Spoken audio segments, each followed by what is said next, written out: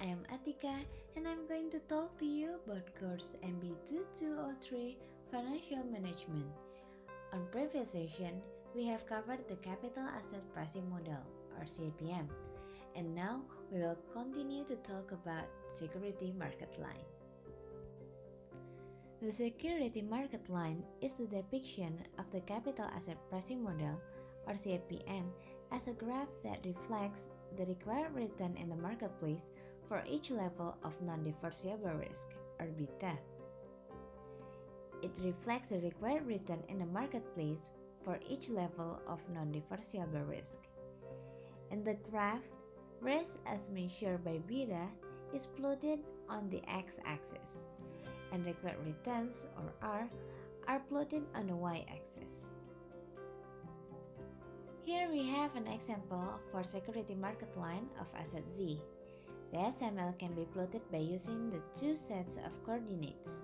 In fact, the SML will be a straight line. So, now the risk-free is already known, which in here is 7%, and we plot it in beta equal to 0. The other coordinate is plotting market return. For this example, the market return is 11%, and also have its market risk premium, which is 4%. By connecting two coordinates, now we have a straight line of SML asset Z. However, the security market line is not stable over time, and its shift can result in a change in required return. But first, let's take a look for changes in inflationary expectations changes. It will affect the risk rate of return or RF. The equation for the risk-free rate of return is this one. Assuming a constant real rate of interest or R star, changes in inflationary expectation reflected in an inflation premium or IP will result in corresponding changes in the risk-free rate. Therefore, in this example, risk-free increased 3% to 10%, in line with changes in market return from 11% rise to 14%. Another changes is in risk aversion.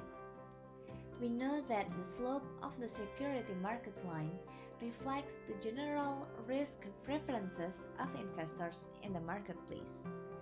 As discussed earlier, most investors are risk averse. That is, they require increased returns for increased risk. This positive relationship between risk and return is graphically represented by the SML. The slope of the SML reflects the degree of risk aversion. The steeper its slope, the greater the degree of risk aversion, because a higher level of return will be required for each level of risk as measured by beta. In other words, risk premiums increase with the increasing risk avoidance. These changing preferences of investors generally as a result from economic, political, or social events. As we can see from the example here, changes are only applied on market return, but the risk-free is remain the same. That's all from this session.